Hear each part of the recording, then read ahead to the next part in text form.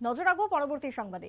রাজ্যের কৃষি এবং কৃষক কল্যাণ দপ্তরের মন্ত্রী রতনলাল নাথ আজকে দক্ষিণ জেলার সাব্রুমে উদ্বোধন করলেন সাতচান্দ এগ্রি সাব ডিভিশনের কৃষি উন্নতি গবেষণা তথ্য প্রযুক্তি ও প্রশিক্ষণ কেন্দ্রের উদ্বোধন করলেন তিনি। এবং তাছাড়াও উপস্থিত ছিলেন মনু বিধানসভা কেন্দ্রের প্রতিনিধি মাইলাফরু মগ, রাজ্যের বেশ কিছু অধিকর্তা, যার মধ্যে শরদিন্দু দাস, দক্ষিণ জেলার কৃষি উপ অধিকর্তা সমীর দাস থেকে শুরু করে অন্যান্য বিশিষ্টরা, আধিকারিকরা উপস্থিত ছিলেন আজকের উদ্বোধনী অনুষ্ঠানে।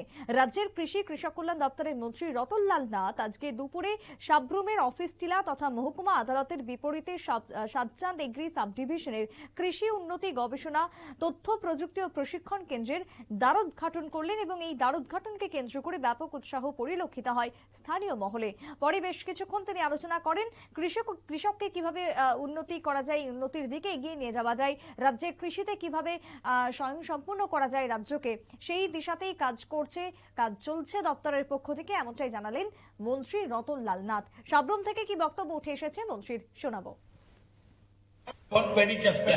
এখনো সঠিকভাবে আসছে না, প্রত্যেক ব্লকে দেওয়া শুরু করছে। চারাগুলি সারা বুঝেন জ্বালা, নোয়াখালী নিয়ে 80 টাকা, নোয়াখালী 80 টাকা মিশাই না।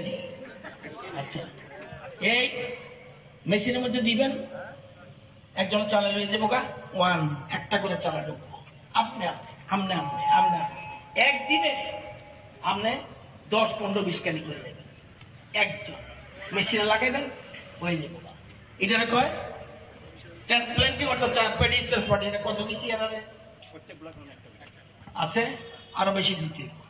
এটা শঙ্করবাবু প্রস্তাবে আমাদের পঞ্চায়েত সমিতি, জেলা পরিষদ, পঞ্চায়েত সমিতি, নগর পঞ্চায়েত সব যোগাযোগ করবেন, প্রস্তাব পাঠাবেন। এগুলি আগামী দিনে দরকার।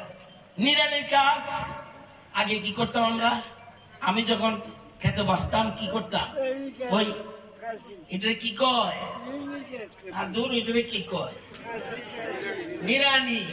নিড়ানি কাজ যখন করেননি আপনারা, এটা করেন না। এখন কি করি আমরা, এর জন্য কি দিই, পাওয়ার উইডার, ম্যানুয়াল উইডার, কলম উইডার, এগুলি দিই।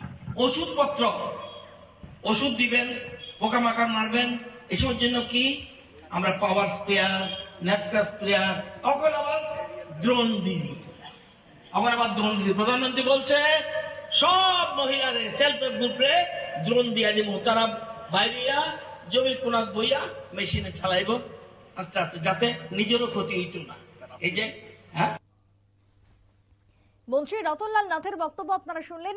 কৃষকদের কিভাবে আয় উপার্জন করতে হবে, তার কিছু পরিসংখ্যান বা সেই জায়গাতে কিভাবে কৃষি ক্ষেত্রে চাষাবাদ করতে হবে, কিভাবে স্বাবলম্বী হতে পারবেন কৃষকরা, সেই বিষয়ে আলোচনা করলেন কৃষিমন্ত্রী রতনলাল নাথ।